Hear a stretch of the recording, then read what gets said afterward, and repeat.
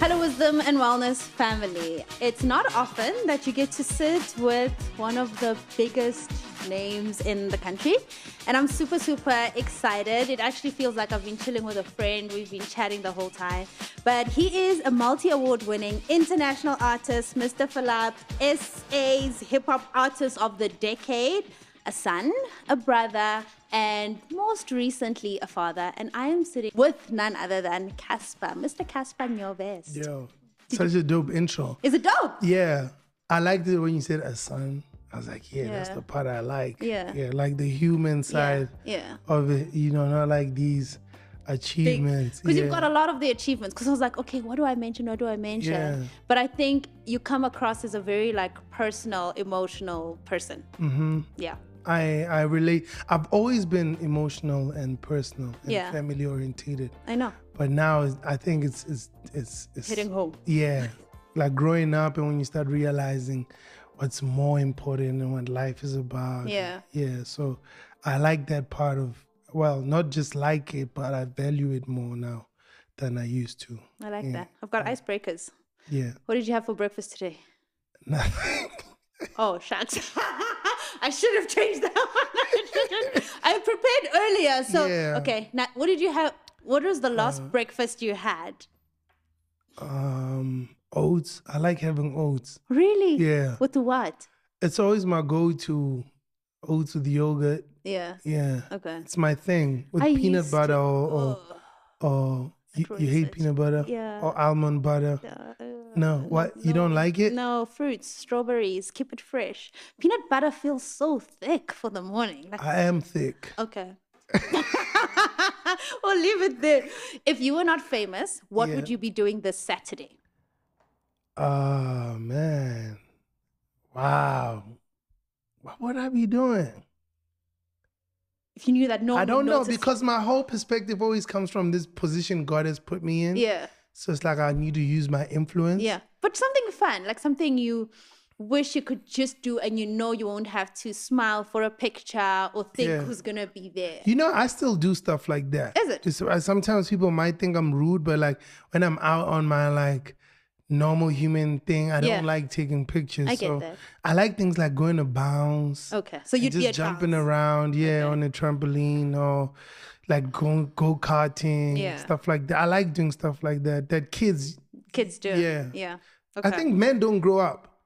No, they don't. There was actually a TikTok, I'm not sure how true it is, that says that as a man, when you play with your kids, there's a good hormone that's released that women don't get from playing with kids. Women only get it when their kids come for emotional support. So for me, it was such a relief because Brendan loves playing with the kids. Like you can see, he could go on forever. And I don't find that much joy in playing the whole day. So I think it's scientific. Yeah, that makes sense. It makes sense. Okay, last icebreaker before you go in. Yeah. What's the first thing you notice in people? Their looks. Okay, which looks? I mean, that's very shallow, but it's the I had truth. to just give you an honest I look at answer. nails. Yeah, you look at nails. Mine are not that bad. No, they're not, but they're growing, good. I can see that you had them done. Oh yeah. Yeah, like your cuticles are in place. Oh yeah, I'm trying. I'm trying. I'm trying to be this clean guy. Yeah. I don't usually. I'm like, what's up, dog? Yeah. In men, what do you notice? Looks as well. Yeah, I like good-looking people. Okay. Even men, I can appreciate a good-looking man. I know a lot of guys are not comfortable with appreciating men. I think it's weird, but I'm very comfortable in my skin. So, I see guys and I'm like, yo, he's such a good-looking man. I don't want my girl to see that guy. Yeah. So, yeah. Let's get into our conversation. Who was the first person who believed in you? And I'm asking this because I think for your age, for our age, to have become the person you've become, I know someone must have said, I see something in this person. I'll say Jesus Christ, but in human form, I always think it's one, and I'm going now deeper. I think the first person to say, this kid's special was my grade 2 teacher, Mrs. Dolly Langa. Miss Dolly Langa. I don't think she ever got married. Miss Dolly Langa. Yeah. In grade 2, she told my mom, this guy is wasting his time in school. Yeah, it was weird because it's like second grade, right? Yeah, it's just like, what It's do like, you yo, man, this mean? dude, like, he needs to be on stage. He's wasting his time. And trust me, you're wasting your time with this kid. This kid is a performer. He's an entertainer. Yeah.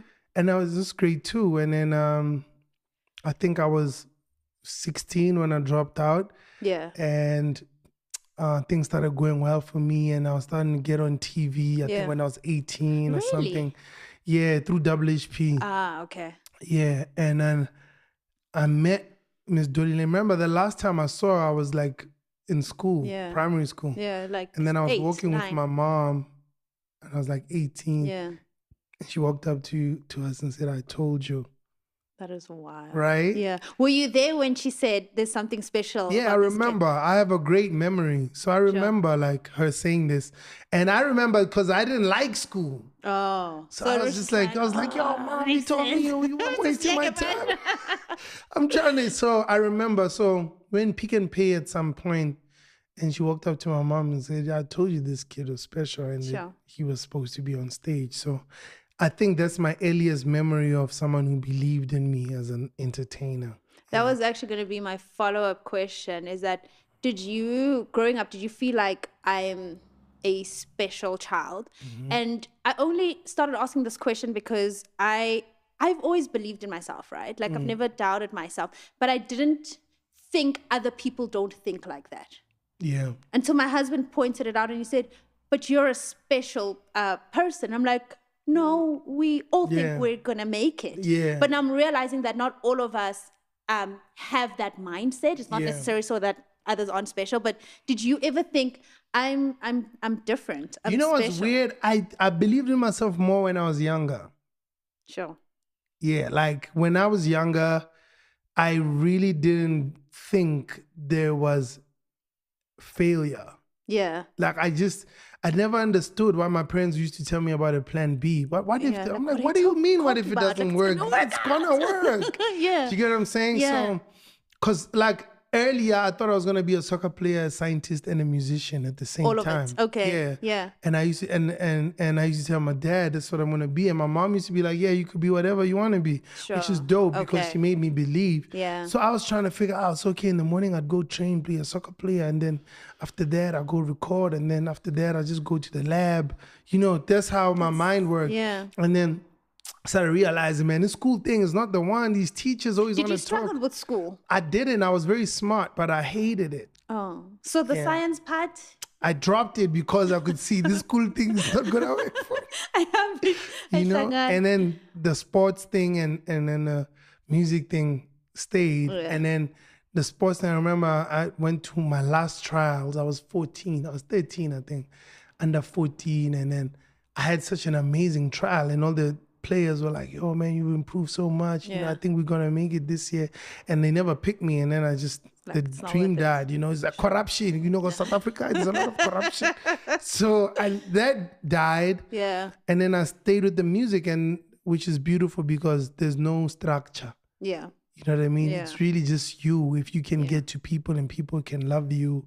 And that's how I dropped out of school. Then my parents didn't understand why I was trying to drop out of school, but I felt like I was late. Sure. I felt like with the music thing, you had to stop. I felt like I needed to catch up because, you know, my idol was Michael Jackson, and he started at 5 years old. So okay, so you felt already that you're behind. I was 10 years late. One of my favorite stories to tell is when I was young in primary. I wanted to be a fashion designer, but now that you mentioned, I thought like you. Like at some point, I wanted to be a dermatologist and a fashion designer. I also wanted to be a gynecologist. I wanted to be a dermatologist. Work with skin. You wanted to work with something else. But also I wanted to be a dermatologist because I liked that I could pronounce it well for my age. Oh, yeah. So I just like saying dermatologist. Yeah. And then I wanted to be a fashion designer, and my dad went and bought me like this book, and I started designing. And then he went and had that dress made. Wow, that's so dope. Yeah, but he took me with to the material shop. I picked out the material, and he took me to umatungane, really, you know, not Taylor, umatungane. And we went and had the dress made, and I wore it to church. And afterwards, I was done being a designer. But that moment for me solidified that anything I do is going to work out. And it can come to fruition. Yeah. Which moment was that for you? Wow. That's a dope question. This 10 years later, I've never been asked that question like that. You're very good. Thank you. Geez, which moment was it? I don't know. Sure. I can think of so many moments that motivated me. Yeah. But I don't know. I'll tell a little story maybe. Yeah. This might be good. I remember there was a time we were all recording, like we were all rappers, all my friends, but I was the one who wanted to perform, right? And they didn't really want to perform. And I had this show, the V show at my school. And I was performing a song called Happy. It was a whack song, I think. But like when I got on stage, I did something. I don't remember what I did, but the crowd started going crazy. Yeah. You know, and I started dancing, and I'm supposed to be rapping, but I always believe like you can dance and rap, and then I killed the show. And then, you know, all my friends was like, yo, man, you know, you dope, you know, that song, you gotta send us that song. And when I sent the song, they were like, no, but this song doesn't sound like the one you performed. And then I was like, okay, I think I might have a gift on stage. Wow. You know what I mean? Because my friends didn't like the song when I sent them the song. Sure. But they liked it when I was performing the song. Yeah. And then there's a guy called Tolamu, which I wanted to mention, but he came after this teacher that I'm telling you about. Yeah. Tolamu Khobokwe. They had this thing called Expressions, which was every month they would take kids, put them on stage, and they would perform every month and have a crowd. And that's how we kind of build our fan base. Yeah. And this is back home. Yeah, this is back home. And they had these auditions. I think I was 14 or something at that time. They had these auditions and he was like, man, you've got something. Like, I really feel like you could be a performer. He started telling me about Michael Jackson as well, which I always liked. And he was like, you could be the next Michael Jackson. I'm like, me, Michael Jackson, bro? I'm a rapper. I don't know. He's like, yeah, just believe in yourself. And he kind of just gave me this confidence and this structure of like what an artist is, what they do, and how they improve. Yeah. And that's just how my career started. Sure. So it's that moment when I realized I might have something special, and this moment with Tulamo. And yeah, that's how it kind of started for me, that I wanted to be a performer. You actually confirmed something that I think I knew, but I didn't know. Yeah. When you were performing at Global Citizen, I was basically in labor. I was on my way to, I will never forget the day. We were on our way to Brendan was performing somewhere, and I wasn't due until 2 weeks, right? Yeah. But I didn't know. And then you went on stage, and I was in the car watching from my laptop on my way to Bud Plus, and there was bad network. And I remember looking at you. I don't know how to describe it, but it was as if no one else mattered, and you were, this is what you've always meant to do. And it wasn't about the songs, because I don't remember the songs. But I remember the emotion and the feeling. And so when you're telling me about how when you got on stage, everybody lost their minds, I see that from the performance I watched on the laptop, because I was just like, I don't know the songs, because I don't listen to hip hop. But the energy of this person, like, this is what they're meant to be doing. Thank you. You know what? Gift. Thank you so much. You know, my manager always says, he says, I feel so sad. He says, I feel for you because you'll never feel what we feel when you're on stage. Oh, TD always says that to me. He's like, you know, every time I see you perform at Philip, I'm always like, I feel for this guy, because he'll never understand what happens when he's on that stage. And it makes me feel jealous, but it's like, but you know, you get to be in it. Yeah, you know, and here's the thing, the more you grow, the more selfless you become. Yeah. Now it's like, I wish I could feel it, but I don't wish it, because sometimes when you wish, God wants you to feel it. So it's not like that, God, I don't want anything to change. But it's like, it's so amazing to know that there's, you know, something that God does with me. You know, and it is that important. but it's like the importance of it. I'm not obsessed with being important anymore. You know, Sure. It's like, but just to know that God uses me is a great thing. Yeah. So the Global Citizen Night is so special. Do you know there's not a day that goes by without anybody mentioning Global Citizen since that night? That makes sense. It's been like 3 or 4 years. Sure. I'm telling you, every single day you hear about Global. Someone will say something about Global Citizen. But do you understand that there was Beyonce and Jay-Z? But I remember your performance. And it's got nothing to do with them. But I think it's speaking to the gift that you have. And I think that night you embodied everything you were meant to be. It's God, man. Yeah. It's because, it's so amazing that people were speaking about this night. And I was going through a lot. I can imagine what was happening in your mind. The night before, I was in Durban. Yeah. I was doing fill up in Durban the night before. And we lost 7 million rand the night before. Actually, the morning before. That's why you were performing like that. I was performing. The rent was due. Yeah. You know what I mean? And then the next morning. 7 million rand. 7 million. Before. Yeah. So the morning before is when we got confirmation that, the government was pulling out. The politics in Durban. Yeah. And we went, so we had to make a choice whether we were taking on the debt or canceling the show. And we took on the debt. We're like, people drove here, people flew here. We got to do what we got to do. Yeah. It was the first time I saw my manager cry. He's a grown man. And he cried. I want to cry. And I was like, okay, it's time for me to do my own thing. Sure. I had to carry the team. And so the next day is God restoring me. You know what I mean? So get on the plane. We didn't sleep. Get on a plane. We had like a little private plane. Go to Joburg. Just weird things happened that day. It was just such a godly presence. My friend gets lost outside. His name is Potlako. He can't get in. He says to the security, I'm here with Cassper. Imagine how many people can say, I'm here with Cassper. Dude, get at the back of the line, please. And they say, okay, cool. They take him from outside the stadium on a go-kart and drop him off in my change room. And I'm like, how did you get here? He's like, dog, he's from Mufftown. He got to the stadium and he told that guy, I'm here with Cassper. And they believed him. Wow. I get on stage and we're doing the rehearsals and they say, you performing right before Beyonce. And I'm like, what? I'm like, Chile, you guys are messing around. They're like, no, serious. You're really performing before Beyonce. I'm like, oh, maybe it's before Beyonce, but maybe there's like an Ed Sheeran. And maybe I'm the last local act. Yeah, like kuna something. They give us the running order. I'm like, wait, I'm really. So now I start getting nervous because I'm like, yo, this is Beyonce. Like, as much as this is cool, when Beyonce gets on that stage, it's going to be clear that everyone was playing games. Yeah. So, like, I'm nervous. And then I meet Oprah. I'm like, you know what? If anything, I'm just glad I got to take a picture with Oprah and I'm going to show it to my mom. Yeah, if anything, because when I was telling my mom about Kendrick Lamar, she didn't understand. So now she'll understand, like, Mom, I'm a big deal. Yeah, like, I met Oprah. So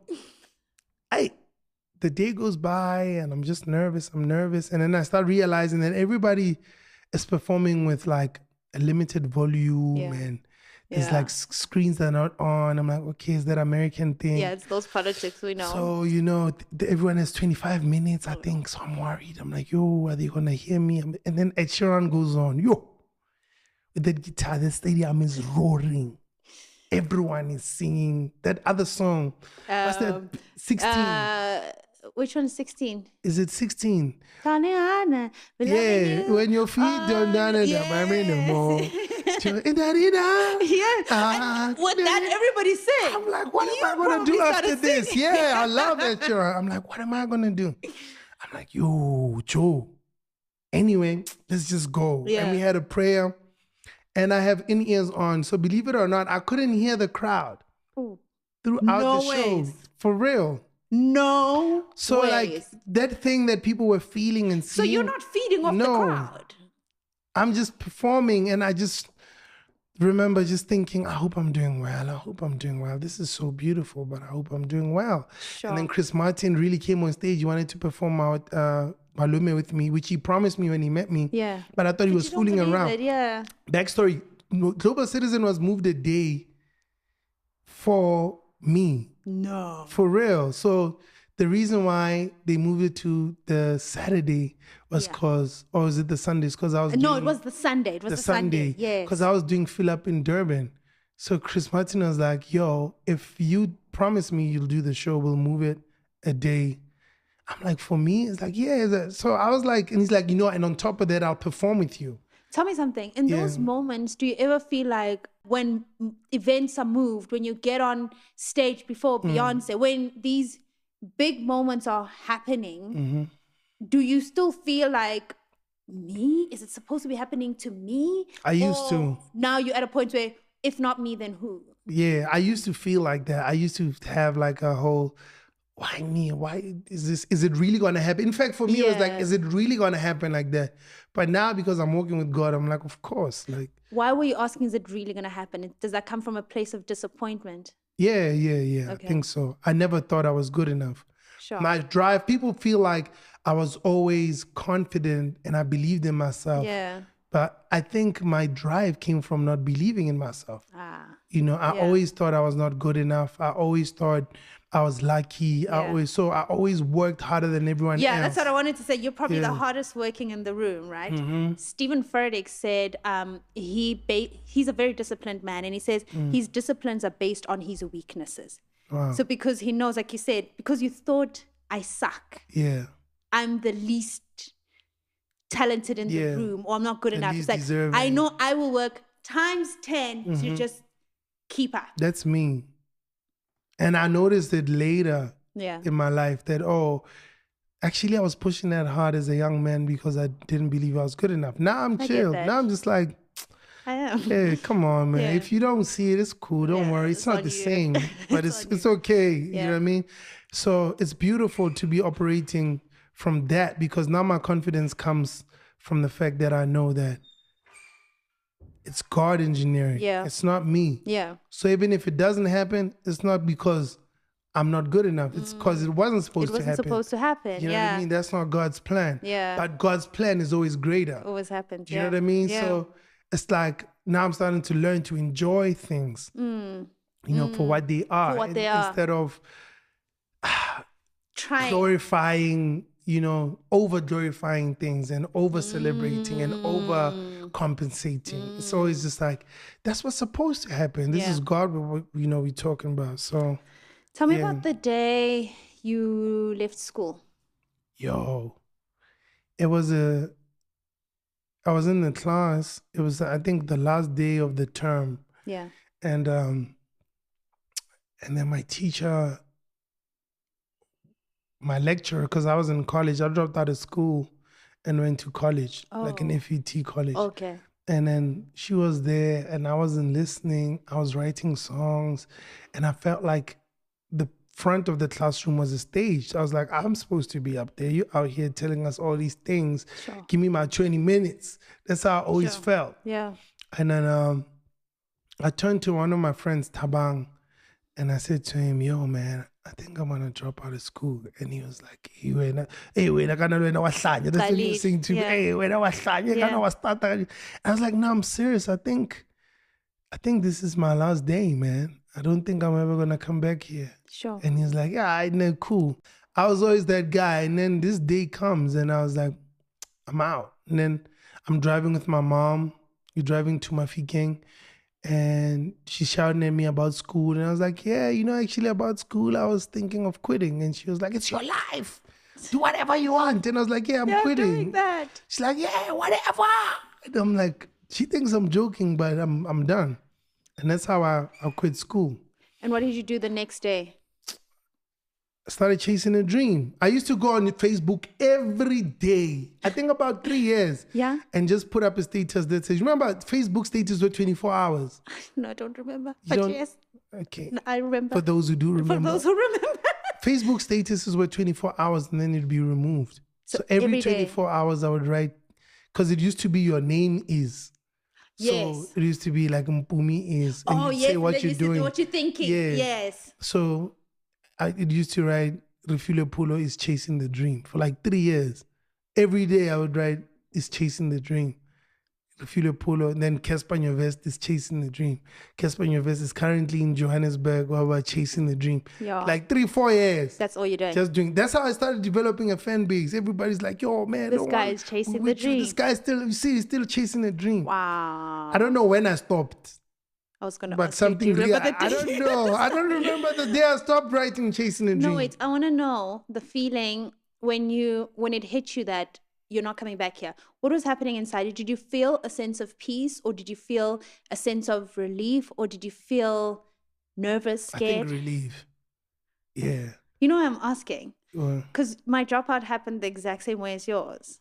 For real? Yeah. So I dropped out of varsity. Yeah. But I have a bursary now. Yeah. Oh, that's hard. I've got a bursary. I had a job. My career is set.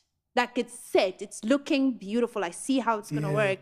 But I also kept mentioning it to my friend. What's your friend? Like, I get it, but I think I'm not happy here. Mm-hmm. And then I woke up, it was exams, and I went and I sat.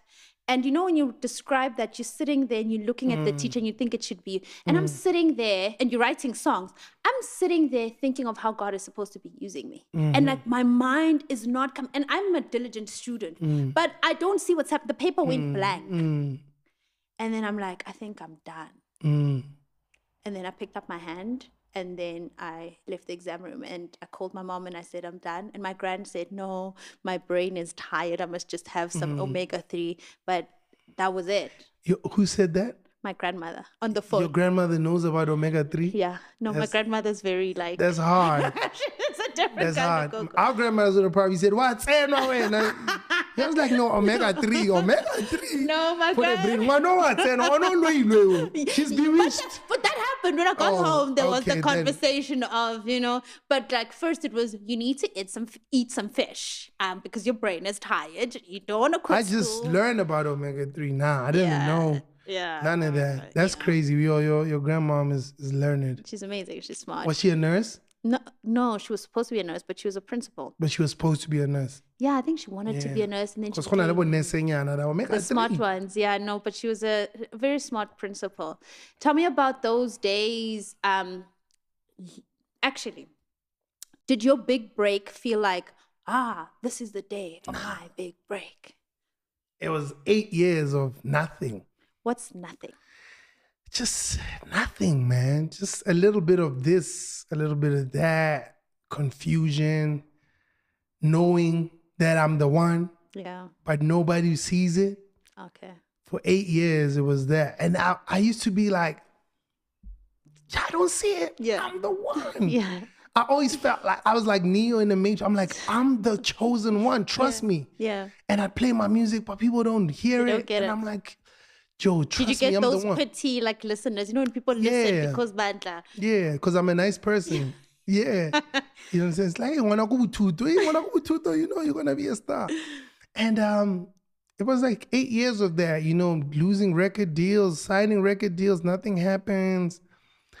I was at a stable called Impact Sounds. I did something wrong. I got chased out the label.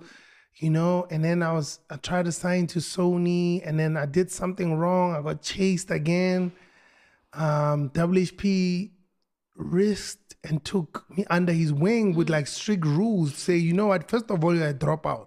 So number one, parents are going to come at me to say, this kid didn't finish school because of me. So you need to handle that. I need to call your mom. We're going to do it properly. It was wild. And my big break, that's what I forgot. Give it to me. My mom actually reminded me last week that I was at home praying. I had a liver problem because I was drinking a lot. Sure. And I had a liver problem, and the doctors were telling me they couldn't do anything about my liver. It had to like heal itself. And I prayed on it, and then it went away. Crazy, right? Yeah. So in this period when Did you continue drinking? Yeah. In this, I sell alcohol. In this period of the healing, I'm home, and I'm watching Benny Hinn, and there's this offering piece, and they say, give make a pledge basically. Yeah. And I made a pledge. I had $400 that I used to save money, and I took my $400, which felt like a billion because it's all I had. Yeah. And I pledged, right? Yeah. And then within a week, WHP called my mom. And WHP was like, yo, man, this kid is crazy, but something's telling me I should take a chance on him. And he called me, and he was strict to say, man, are you serious about this? Yeah. You're not gonna get me in trouble. Yeah. I'm like, yo, man, just give me a chance. And I forgot all of this for 10 years. My mom reminded me last week to say, your big break came when you pledged. That 400 rand. And then that's when WHP called you. I've been telling a whole story. Sure. But leaving the most important part that out. seed. Yeah, that seed, you know what I mean? Sure. That I planted. So that's what actually happened. That was my big break. I mean, from there's a lot of stories I can tell. Yeah. But that's where it all started, when I planted the seed. What was your first gig payment? How much was it? Yo, $700. How old were you? That's how I dropped out of school. 700 nyana, and you just I was like, nah. If I can make 700 today, 700 tomorrow, 700 things. I'm like, nah. And I remember calculating. When I'm inside, 2000. I'm like, because the payment was 2,000, but it was the two of us. So I had 700. And I was like, I can get this 2,000 myself. So I'm asking this dude, how much did he get paid? Mulimi, I think it was 4,000 at that time. Jabba got 10. I was like, no, man, these people, I'm out. I said, no, I'm out. I'm out of the place. Yeah. So, $700 changed my life. And then I spent, I think I spent about my 8 years before I made money from that weekend. No. Yeah. So during that 8 years, that 700 you had better. Yeah, there was a time, there was a day, Joe. One of my bosses, this is the funniest thing. One of my bosses makes me count money. There's a gig, like, yo, count that money, and we count. So it's like 4,090. So I'm like, no, 4,000. There's three of us. Tau. He's like, okay, give me that 4,000.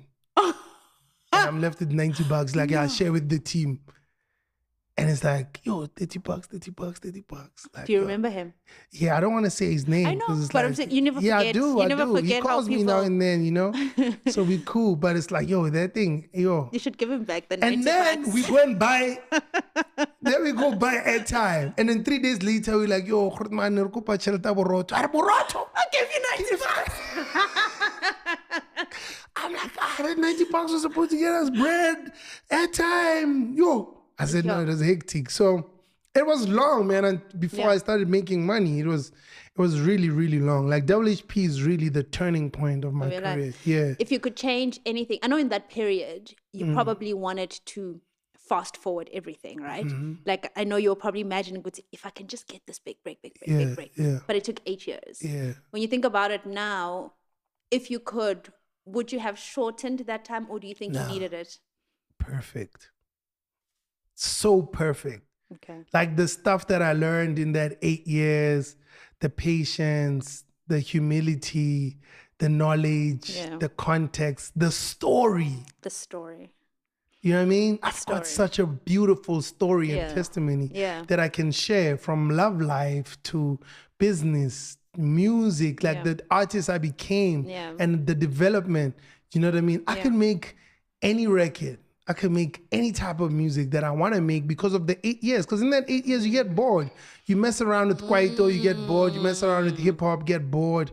You know what I mean? You listen to jazz, you don't understand it. But the thing about the ear is that once it hears something, it trains something in your brain. Sure. So, like, I went through so many patterns of the type of styles that I wanted to mess with. And I would never change anything. The type of conversations I had with God, the type of things that I've learned, trained my brain, conversations. Even when I speak to people, like, the type of things that I learned about conversation and communication in that period, I could never replace. And that's why I was different. By the time I blew up, it was like, there's something about this guy. But it's because I studied this thing for so long before I got my break, you know what I mean? I remember that December. I think it was it 2013 Was it 2013 that December? No, 2014, because Brendan and I had just started dating. And I was like a solid Christian girl, and all I listened to is gospel music.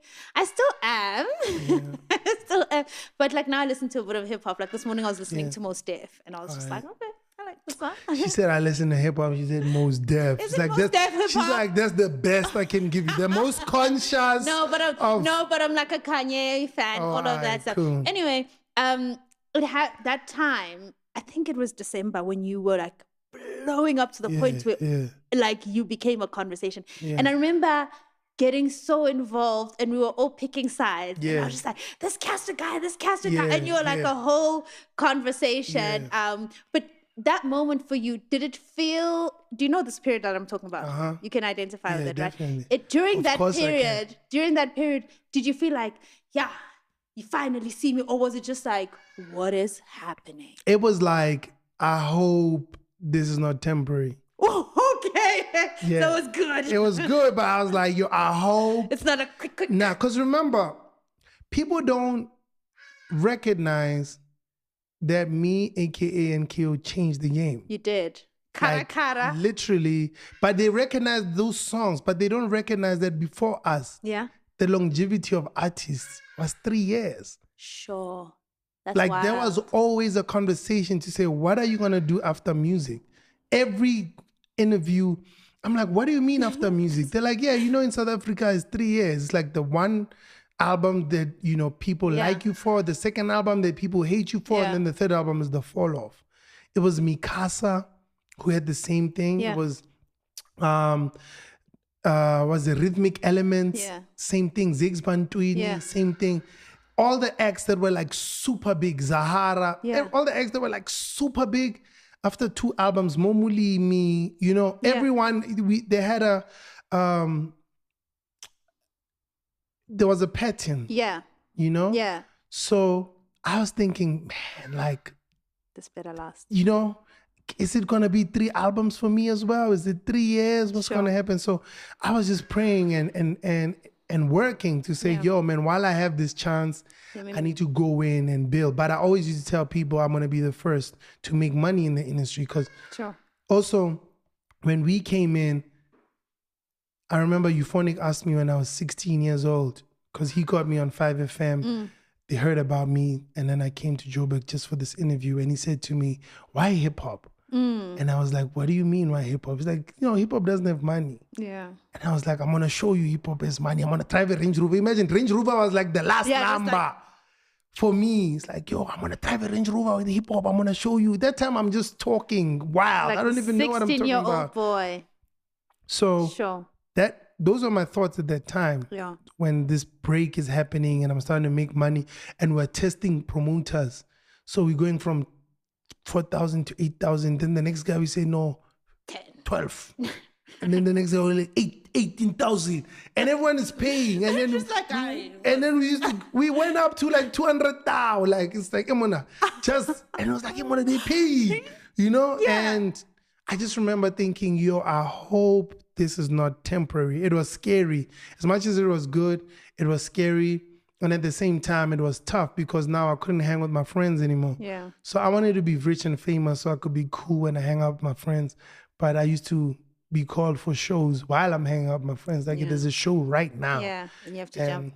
I love that you mentioned that you were testing out things, Utila, 2-8, because I think it shows the beauty of the process. Because I think people can look at that moment and think, by that time he had a manager, he had his rate card, all of these things were said. And it's like, what you just broke down for me is that you were figuring it out. We figured it out. On the go. We were freestyling. My manager quit his job to be my manager.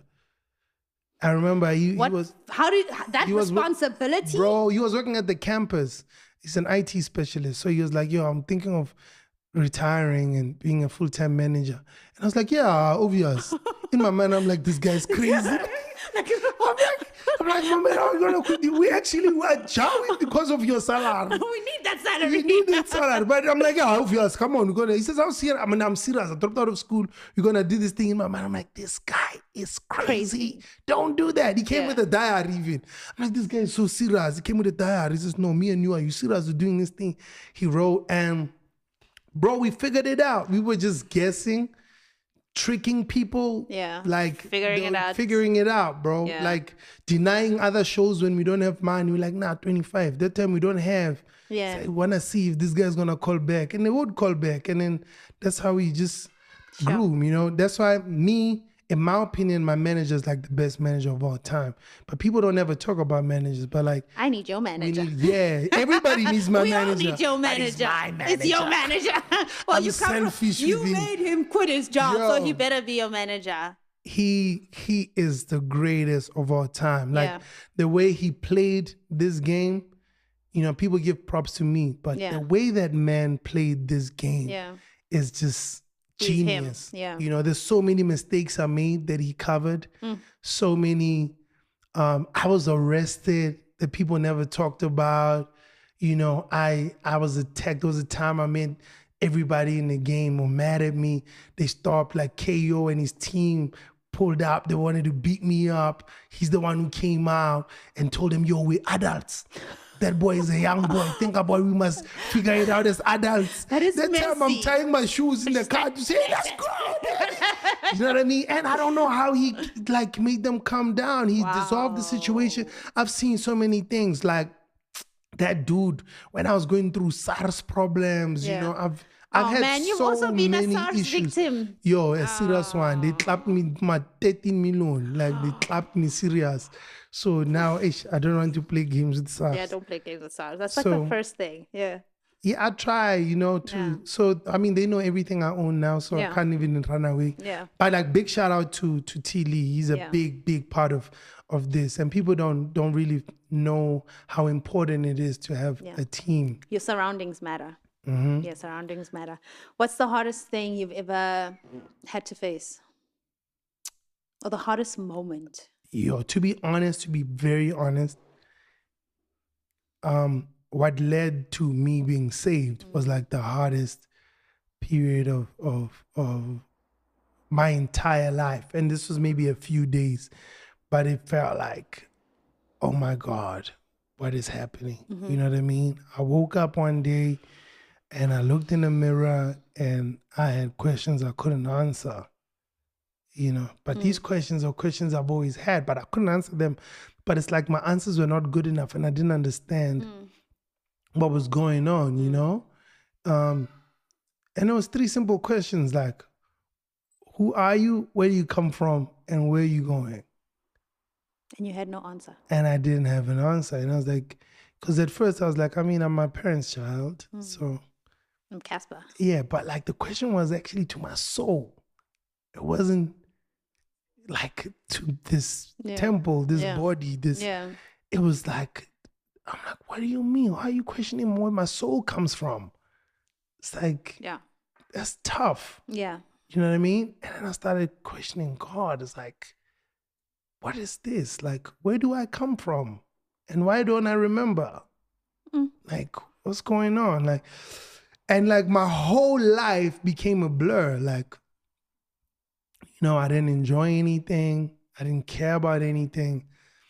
I remember, and I was going to Durban, I was performing there, and I remember thinking, okay, at least I'm going to see my son. So, you know, he'll make me feel better. Yeah. And I remember my son running towards me and I felt nothing. Nothing. And I was like, what is this? I don't have feelings towards my own son.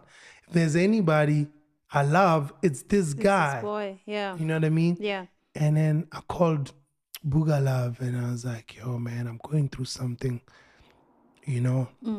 There's nothing bad happening, but I'm not okay. Yeah. So started playing, you know, with the idea that I might be depressed, and I'm like, I don't have any serious financial problems. I mean, everybody has debt, but like, you know what I mean? I don't have serious, like, no. Materially, you're fine. Yeah. Yeah. So I ended up, and I'm performing and everyone's going crazy, but in my mind, I'm like, it doesn't matter, I'm gonna die anyway. So it doesn't matter if you guys think I'm cool or not. You're all gonna die too. So it's like so wild. It's very dark. Bro. Yeah, like, but I get you. What's going on with me? Yeah. And I would struggle to sleep. I would sleep for an hour or two and jumped back up. And I struggled to go back to sleep. And then I went to a hospital. When I came back, they diagnosed me with depression. And I'm like, all right, okay, cool. So they gave me a pill, made me feel better for a few hours. Next thing, I'm back up again. I'm like, what's going on, man? And then, but I'm like, man, that's not the answer. Then I went to therapy. Yeah. Sure. This is last year. Yeah, this is last year, like towards the end of last year, maybe from July, August. Yeah. And I went to therapy, and I'm like, okay, cool, therapy's gonna make me feel better, right? And it's like, yeah, it made me feel a bit better. But then, like, when I'm alone, you know, there's a void. Yeah, there's this, you know, and I'm like, man, something's wrong. And then I take these pills, I feel better, and I can physically feel myself getting better, but then I can also physically feel myself getting worse when it comes out. Yeah. Like, no, it's not the answer. Yeah. It's something. So I went to church, and I was like, you know what? This I'm feeling, blah, blah, blah. And the answer I got was very, very boring, man, and blunt. But it's what I needed to hear. Yeah. You know what I mean? Yeah. It's not what I wanted to hear. Yeah. But it's what I needed to hear. Because I went there and I was like, yo, man, what is life? Yeah. What is life, actually? What is... Because, I mean, now I'm successful. I've done this thing. And it's like... everything you could have imagined. You know what I mean? People are like, but you know what I mean? What is it that I figured out? Because I'm going to die. Whew.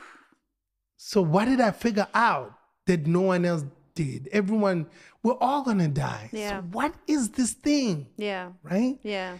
And this guy says, so I'm like, what's the purpose? Yeah. And this guy says, he pulls up a scripture in the Bible, I think it's somewhere in Genesis, and he says, yo, we're actually created to worship God. Yeah.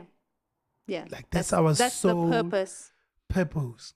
He's like, I'm not going to sugarcoat. I'm not going to give you, he's like, bro, I'm sorry to do this, but we were created to worship God. And then someone says, yo, you know, God is going to use us and then he's going to bless us. And that guy's like, yeah, that's all beautiful amazing. And I'm not saying that's not going to happen. Yeah. You know what I mean? But you're making it more about material. You're making it this relationship where we go to God for something. Yeah, it's like a transaction. You know what I mean? And it's like, you're such a good child, I'm going to give you $1 billion. Like, nah, dog, that $1 billion does not matter. We're talking about salvation. We're talking about your soul. That you cannot buy. You cannot do this again. Yeah. You know what I mean? Yeah. And it hit me. And I'm like, this is what's missing. This is what I've been playing with. I've been playing with my life. And the devil had me. He had me so deep that I did not think about this at all. Everything that I did was validated and I could negotiate why I was doing it. I was addicted to sex. I was addicted to sexual immorality in general. And I had such a big ego. I thought I was better than everyone else. But I was humble in the sense that I wouldn't offend anyone. So I'm a good person. So anything that I do is fine because I'm a good person, right? Yeah. But then I was like, man, like I was headed straight for hell if I didn't have that wake up. So I had an encounter with God. He put me in a place where only he could save me. Yeah. I want you to emphasize the importance of your salvation because you've always been a praying person. Exactly. You've always been Christian. Exactly. You've always been praying person. I'm sure you went to church every now and then. Exactly. But you say you were going straight to hell. Hell. Because I grew up in a Christian home, so I thought I knew God because my mom knows God, because my grandfather is a prophet. So you think that's your ticket? Because it's like, it's like, I got ladies, I'm McDonald's, you know? I'm Donald's grandson. Yes, I'm going to him. You know what I mean? It's like, and it's like, nah. Everyone has to figure out their own salvation. Yeah. Everybody's on their own. Yeah. So I had to know God for myself. And that's what I'm doing now. I'm learning. I'm in the beginning. But I had to have that encounter where God is like, do you know me? Do you know me? And how much do you know me? Because you see me as this guy who blesses you. And I do bless you. And I'm going to carry on blessing you. But that is not my purpose. You know what I mean? And that's not your purpose. You know what I mean? All of these things is great in perspective. Sure. You know? So I had a reset. I had an encounter with God, which was very hard because I had to die. Yeah, die to self. Yeah. You know what I mean? Yeah. So I died. I didn't even remember my life before. It was like I always think about like things like the dome and stuff for me. It's like, oh, can it happen? Sure. I died. Yeah.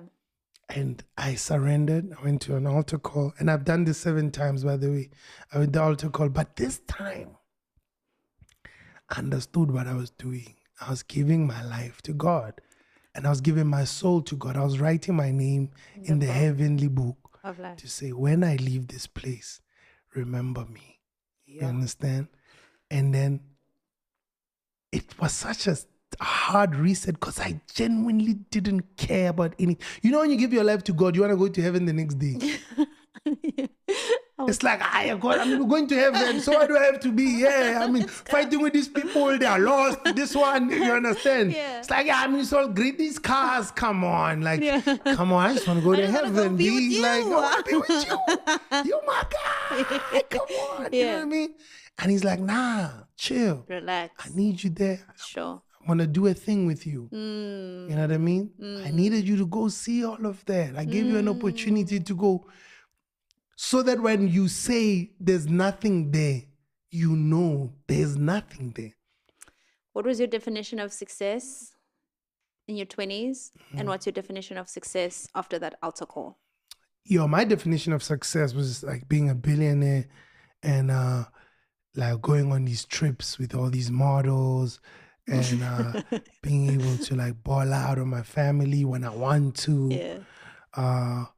Kind of like controlling women with money. So my whole idea was like, I want to be so successful that my wife has to rely on me so much that she can't do anything without me. Sure. And she has to listen to me because I'm the one with the money. Like there's this concept that I had that money makes everything better. Wow. So even like relationships.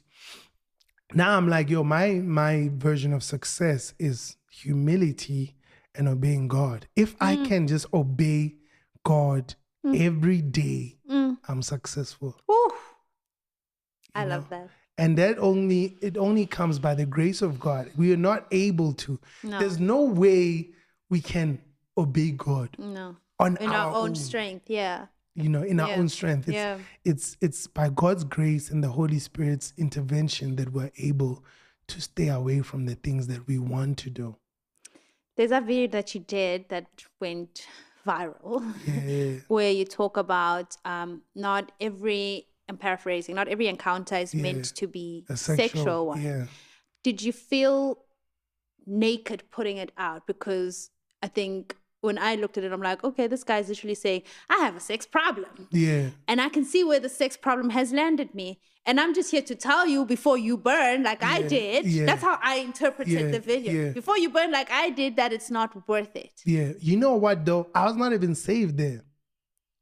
Yeah. So God was doing a thing in me already. Had you made the lifestyle change? Yeah, it was happening. Okay. But I didn't even realize. I didn't want to be with different type of women. All the time, yeah. You know what I mean?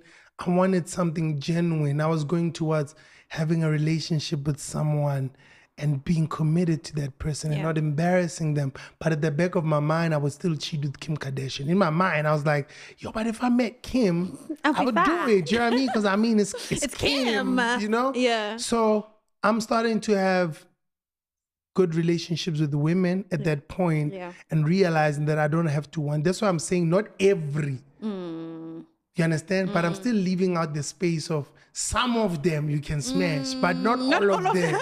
You understand? Okay, so you still yeah. So, but it's happening in the background. You know what I mean? Because I'm talking about one woman. You see this? I met this girl. Yeah. I wanted to smash. I didn't smash. Later on, these things are happening in my mind, and she's the person that helps me figure out the root. Yeah. You know what I mean? I'm like, wow, imagine if I slept with her, I wouldn't be speaking to her. You know what I mean? And I'm getting revelations, but God is showing me that you have destroyed yourself with sex. Oof. That's what he was showing me. You know, you've destroyed yourself. You're having difficulties with women because you see one thing. And this starts, for men, it starts at a very young age. Yeah. But we don't realize that we're addicted to sex. Yeah. We're addicted. It's as bad, if not worse than cocaine. Worse, because it's the one sin that I think the Bible speaks about, that where you actually sinning against your own body. Exactly. It's in Romans where he says, and then I gave them up to their own desires. That's the sin where God leaves us. So you want to do this? Go and do it. It'll come back. You get what I'm saying? Yeah. And I'm like, that's why I didn't feel any shame when I was doing it. He left me. Sure. Ooh. Do you get what I'm saying? Yeah. There was nothing wrong in my mind. You are supposed to have that voice that says, no, don't do this. Yeah, the Holy Spirit is supposed to be in you, that guides you. It's that feeling. And the more you ignore it, the more he's not harsh. He doesn't control you. He allows you your own will. Exactly. Whatever you practice grows and it will master you. Until you don't see anything wrong with it. It was my master. Sex was my master. It used to tell me what to do, where to go. My days were this short. Because sex was telling me, go there, go there, go there, go there. And I was enjoying. I had the time of my life. You got to put it out there. I was going off. I was like, there's things that I would never tell anybody. Oh. And I read this book that helped me. They said, tell one person. And I took one of my friends. I was like, I'm about to shock you. But you need to sit down. I need to lay down. And he was like, poison. What? I'm like, yeah, I did it. That's not the point. Like, that's not the point. I trust you, and I know you wouldn't tell anybody. Sure. I couldn't even tell my best friend. Oh, it's so hectic. I used to live a life so hectic, and I thought it was fine because it was in secret. You know what I mean? Yeah. I used to wake up 3 a.m., go to people's homes, do my thing, go home. Every time when people wake up in my home, they think I was there the whole night. I spend the night somewhere else. You know what I mean? Yeah. And it was wild. That's exhausting. No wonder you were tired. Yeah, it was tough. Never mind the physical act of it, but just the emotional act of having to pretend you're something you're not. Exactly. I mean, I know people knew that I was a busy guy. Yeah. You know what I mean? But you're a celebrity. It's almost like it's normal. You're Cassper. You're in hip-hop. You're not rapper. married. Yeah, you're a rapper. Not married. And like, bro, I created a mess. Like, I created a serious mess. I had my baby mama so much. We broke up. I've been single for 2 years, by the way. But, we broke up because I heard her. And then I just carried on living this life. And then, and she got saved, which is so beautiful. But then it became more hectic because now she's looking at me like, God, this is the father of my child. It's wilding out. She's saved. I was messing up. Bro, literally, like, I did not have a female friend that I would just keep as like a friend. Oh, even in my mind, even if nothing happened. Yeah. But in my mind, with one mistake. You understand? I was bad. Yeah. I was really bad. And I didn't even realize how wrong it was. And like what you're saying, that it is exhausting. Yeah. And my soul was depleted. Yeah, so it's finished. You've given it to everyone else. Exactly. Those pieces. And now I'm learning so much. I'm trying to help my friends. And they're like, hey, man, that's hectic. No, it's like, it's dark. I'm like, man, do you know that every time you sleep with a different woman, they leave with a piece of you. Yeah. A piece of your soul. Yeah. So now imagine, maybe we've slept with 100 women. Yeah.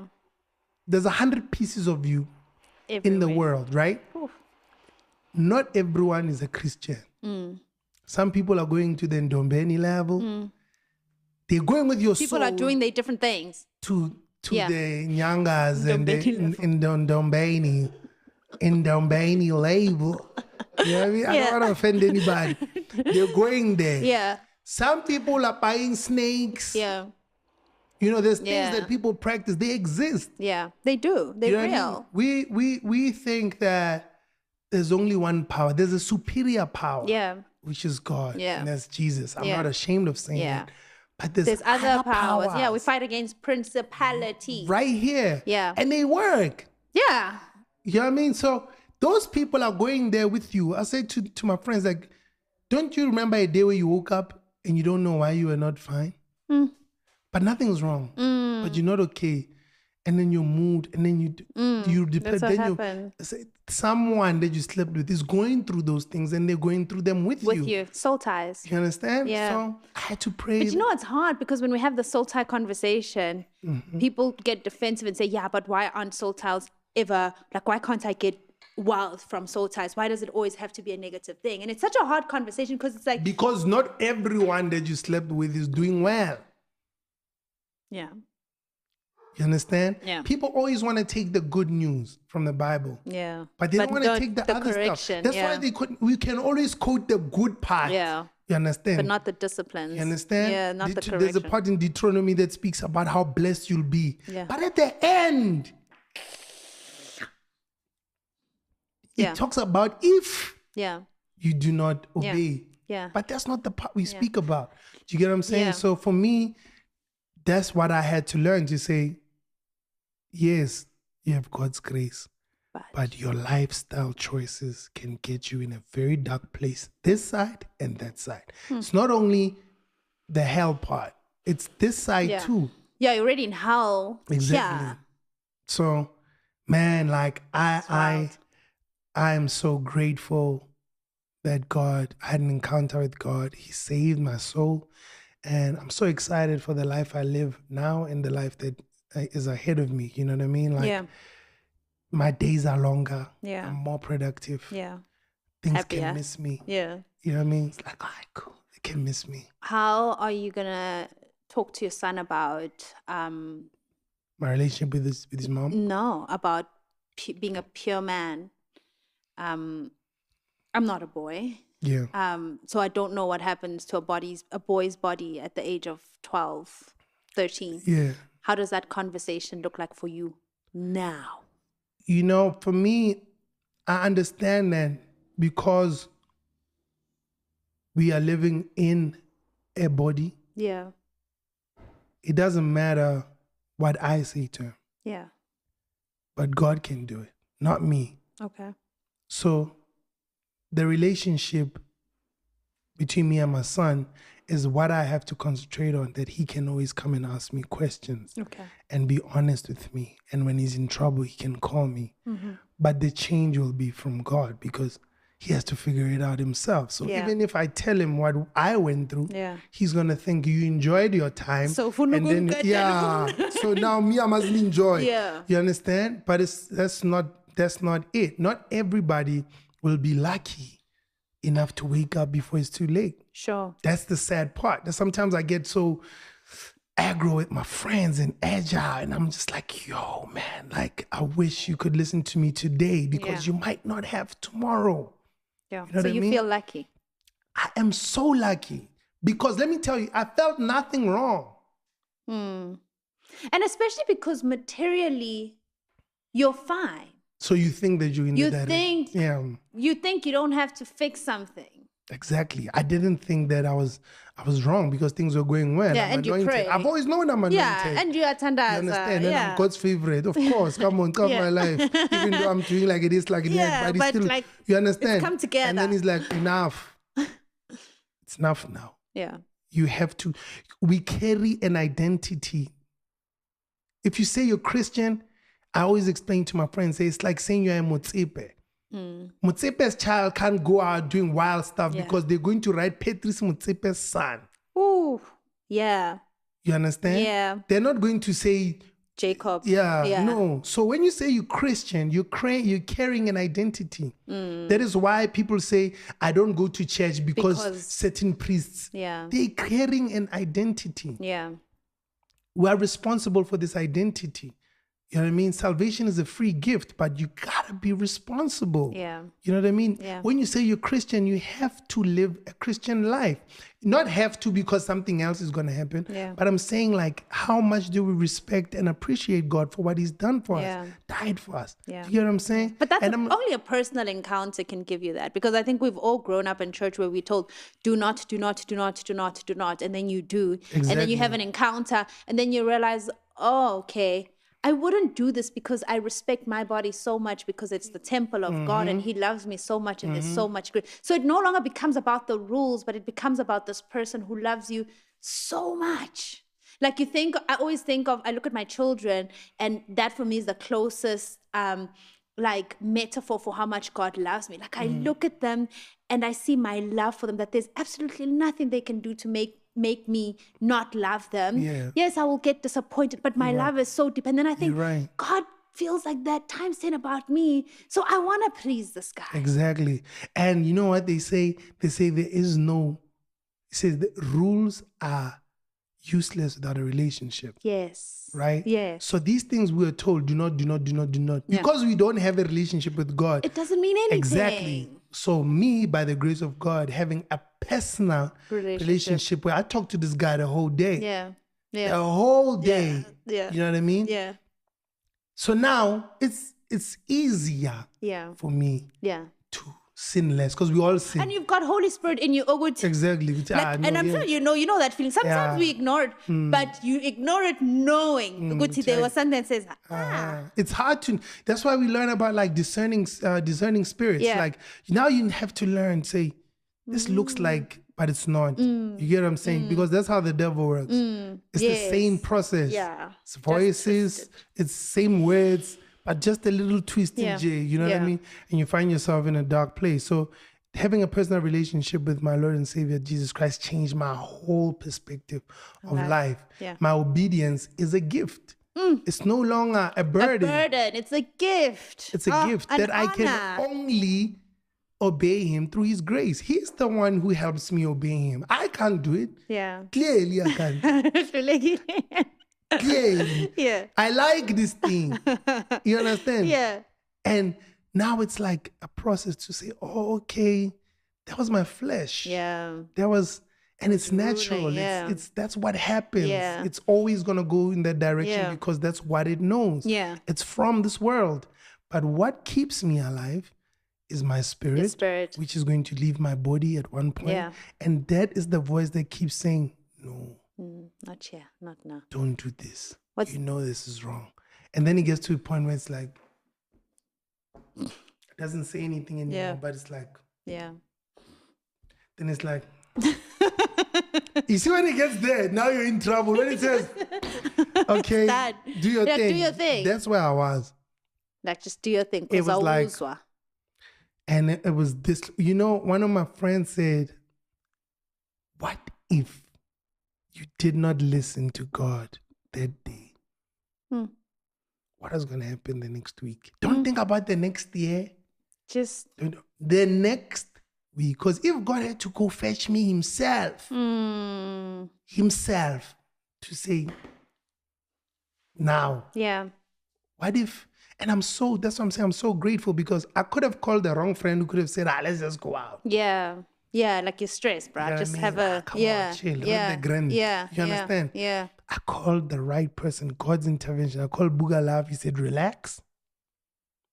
Don't do anything. Come see me when you're back. Sure. And we'll talk. That's what he said. I said, okay, cool. Let me calm down. Called me the next day. How are you feeling? It's like, okay, check this out. Read this. Slowly, you know, it built up until this intervention and then getting saved. Then now I look at it as like, what a journey. So that was the hardest part of my life. Remember, this comes from the question. Yeah. The hardest part of my life was this, you know. Not being able to answer 3 questions. 3. Yeah. That I've understood for my whole life. But now, because they were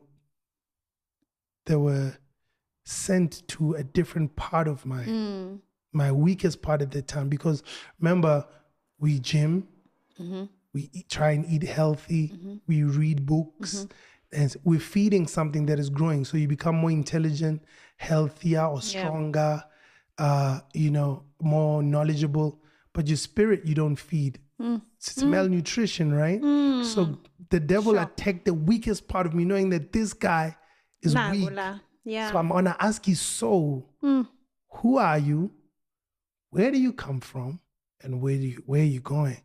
Now I can tell the devil that I am God's child. Yeah. That's my identity. I'm a Christian. I was born and I come from the heavenly realms. I was born into a body, but my soul was paid for with blood. You understand? I'm owned. I don't even own myself. Sure. I belong. I belong. You understand? I know and understand my identity now. So now I can live the rest of my life with grace, with gratitude, obedience, a teachable spirit, because I will make mistakes. Yeah. And I'll be able to go back and apologize to those who are hurt or whatever and repent. And, my days are longer. My life is more fruitful. I love that you keep mentioning that my days are longer, because I think we take and it's the word that speaks about that he will satisfy you with long life. And I think we think of it as, living to 100. No, it's just your day feels satisfied. Like I can see the contentment. It's not a day of perfection, but it's each day has meaning. Each day has purpose. What's the greatest lesson your son has taught you? Patience. Yeah, I think patience and accountability.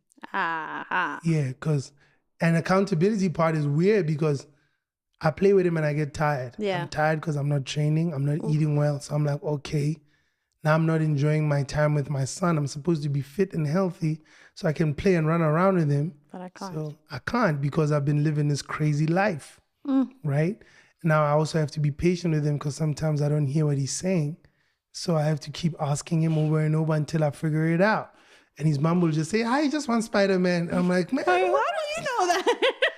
know that? So yeah, patience and accountability, but also just gratitude, man. I love that guy, and I know that, everything that I do, my decisions are going to affect him. Yeah. So I have the responsibility of being an upright Christian father, man, and husband to someone someday, I need to be able to explain to my son, say, me and your mom didn't work out, but that don't mean that love don't exist. Yeah. That don't mean that you can't find someone, look at me now, I'm with someone and, I need to be faithful to that person and not repeat what I did. So I can at least be a good example to my son. Yeah. You know what I mean? To say we make mistakes, but we can fix them. Yeah. You know what I mean? Yeah. Was fatherhood scary to you? I know a lot of men go into a bit of a frenzy shock when they become fathers for the first time. I don't know if it comes with the responsibility of It wasn't scary for me because it was planned. Okay. Right? Yeah. I didn't, it wasn't a one night stand. Whoops. It wasn't that. It was just like, this is the gift. I have something to tell you. What? What's happening? Yeah. I missed my period. You did what? Yeah. You did what? Yeah. So it wasn't like that. Okay. It was like, I think we're ready to have a child. Me too. And, but also which brings me to like obeying God, because he said sex before marriage is a sin.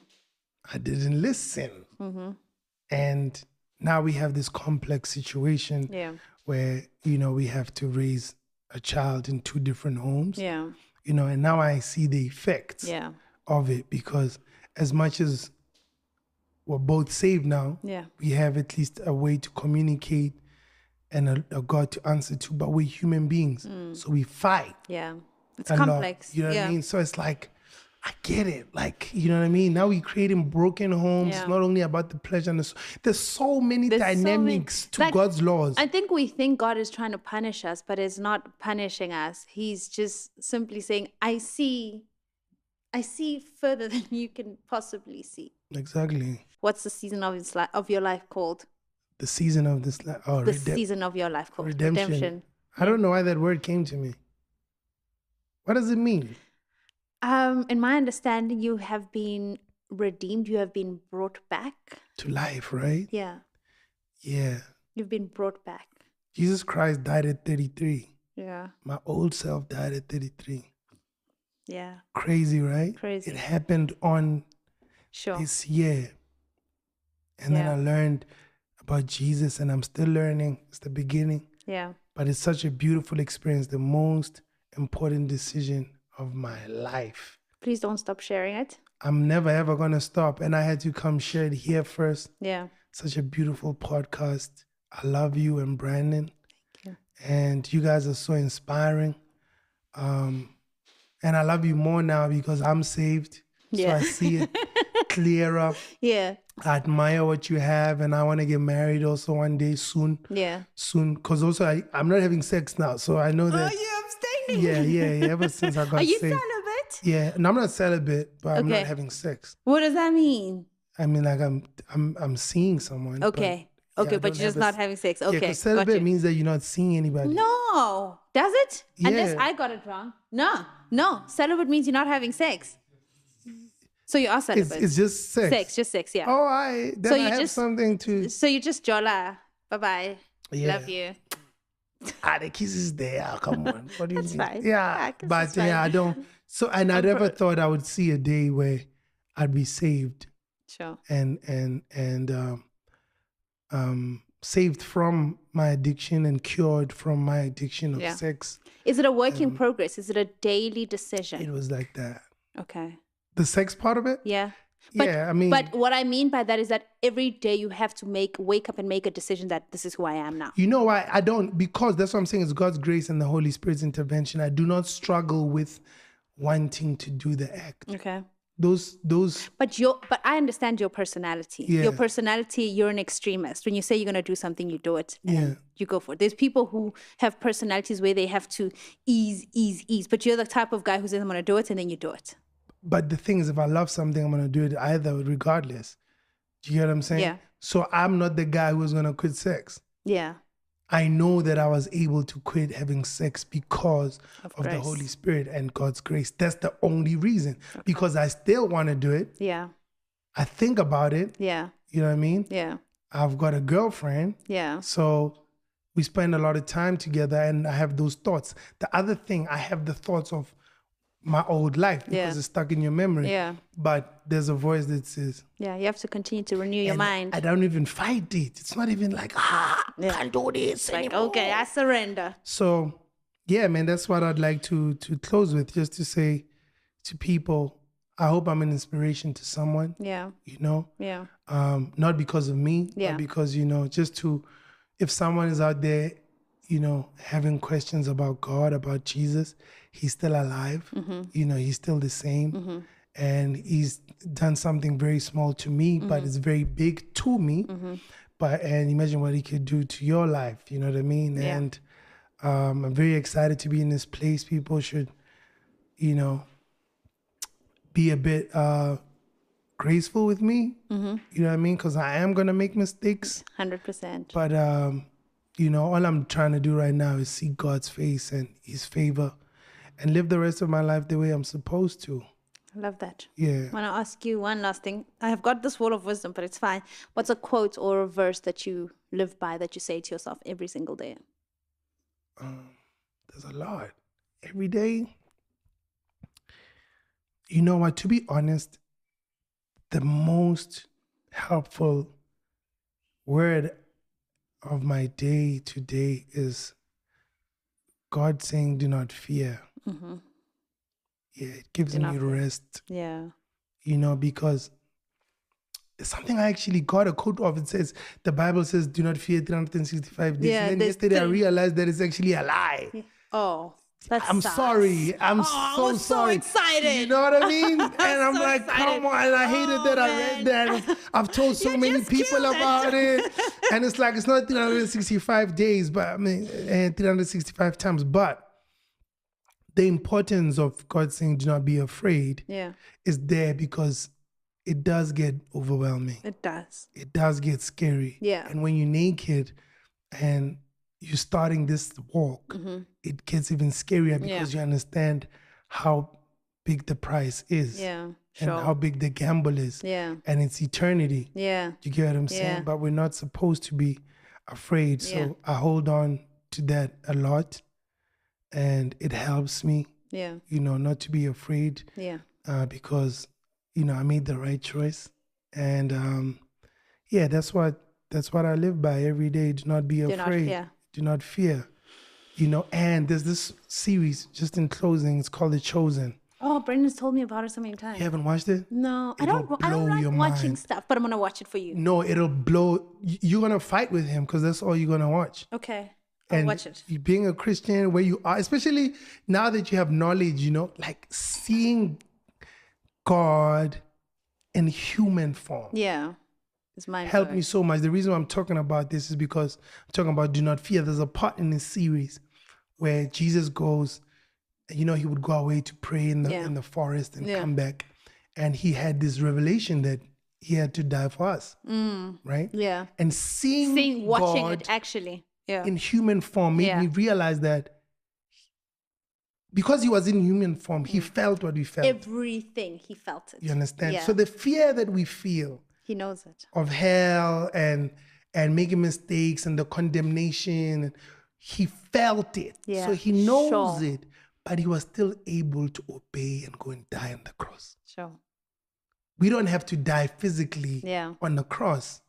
But we have to just... But we have to, die in the flesh. Submit the flesh. And obey. So even though we're not supposed to be afraid, we're going to feel the fear. So it helped me. So that's why I'm speaking about do not be afraid. Okay. I feel the fear. Yeah. It comes, it visits. But I have a reminder to say that I serve a living God and his promises are eternal. Thank you so much for trusting me with this. This was so nice. Right? Like at some point you're just like, bro, I'm like, yeah, I'm one of the guys now. I trust you. I trust you. I think I came to the perfect platform. Yeah. Thank you for blessing me. Thank you. With the opportunity to share a little bit of my story. I will be sharing more. Yeah. I thought Instagram reels were not enough time. So that's why I wanted to be here, which looks like an Instagram reel. Does it? Yeah, it's like mad pretty. Yeah. Thank you. Thank you. That's a wrap. Thank you so much, Wisdom and Wellness family. Girl pal, excitement is building as we gear up for our annual Unlimited Fest. If you missed out last year, don't make the same mistake again. So join us for 2 unforgettable days packed with inspiring speakers, incredible musicians, DJs, food, and a time and a half. This year is all about healing. Secure your spot now at www.unlimitedfest.co.za. Don't miss the experience of a lifetime. Unlimited Fest, where we heal, celebrate, and grow. See you there.